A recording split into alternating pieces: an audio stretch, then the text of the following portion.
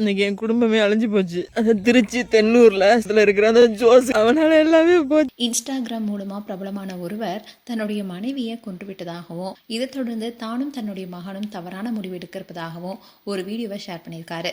இந்த விஷயம் தான் பேசும் பொருளா இருக்கு. அதை குறித்து தான் இந்த வீடியோல பார்க்க போறோம். ராஜா ஆத்விக் என்ற இன்ஸ்டாகிராம் பேஜ் மூலமா இவர் பிரபலமாக இருக்காரு. இவரு அதில் தன்னுடைய மனைவி மற்றும் மகனுடன் இருக்கிற பல வீடியோஸ் அண்ட் போட்டோஸை ஷேர் பண்ணிட்டு வந்தாரு. இப்படி இருக்க சொல்லதான் அவர் ரீசெண்டா ஒரு வீடியோ போஸ்ட் பண்ணியிருந்தாரு. அந்த வீடியோல அவனை வெளில வர சொல்றீ, அவனை வெளில வர சொல்லு. இது என்ன ட்ரெஸ்? யார் உள்ள இருக்கவன்? உள்ள இருக்கிறது யாரு? உள்ள இருக்கவன வெளில வர சொல்லு.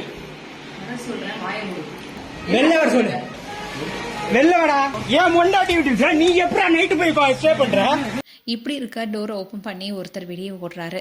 இந்த வீடியோ தான் ரீசெண்டாக போஸ்ட் பண்ணியிருந்தாரு. இதை தொடர்ந்து தான் அவருடைய சோஷியல் மீடியா பேஜில் ரீசெண்டாக ஒரு வீடியோ ஷேர் பண்ணியிருக்காரு. அதில் தன்னுடைய மனைவியை சரமாரியாக தாக்கி கொண்டுட்டதாகவும் தவறான முடிவு எடுக்கிறப்பதாகவும் ரொம்பவே அழுந்துட்டே பேசியிருக்காரு.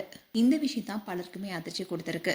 அதுவும் அஃபேர்னால அந்த சின்ன பையனுடைய வாழ்க்கை தான் இப்போ கேள்விக்குறியா இருக்கு. ஒரு தாய்க்கும் தகப்பனுக்கும் எவ்வளவு பெரிய பொறுப்பும் கடமையும் இருக்குன்னு தெரியாதவங்களுக்கு கூட இந்த சம்பவம் புரிய வைக்கும். அதோட இந்த நபரை போலீஸ் கைது செய்துள்ளதா கூறப்படுது. அதே சமயம் குழந்தைக்கு இப்ப என்னாச்சு என்ற கேள்விதான் பலருக்குமே இருந்திருக்கு.